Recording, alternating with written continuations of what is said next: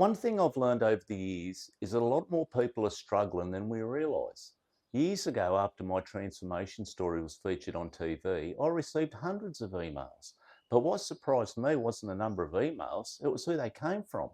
Some people asked about exercise, some about food, but many shared things that had nothing to do with fitness at all.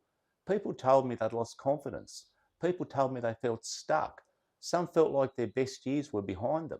Some felt like their lives were heading in the wrong direction and they didn't know how to turn things around. But what really surprised me was the age range. Some of the emails came from people as young as 12 or 13 years old. Others came from people decades older, different ages, different backgrounds, different circumstances.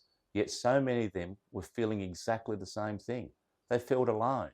And that really hit me because it made me realise that feeling stuck, lost, or feeling like you've got nobody to turn to isn't an age problem, it's a human problem.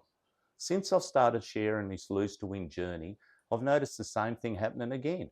People reaching out, asking questions, sharing their stories, opening up about things they've been carrying around for years. And that takes courage.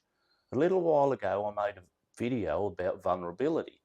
And I think vulnerability gets a bad name sometimes. But reaching out isn't weakness, it's often the first sign that someone's ready to change. Sometimes people don't need the perfect diet. Sometimes they don't need the perfect exercise program. Sometimes they just need to know they're not alone. So if you're sitting there feeling stuck and you've lost confidence, if you're struggling with your health, if you feel like you're trying to do this on your own, please remember this.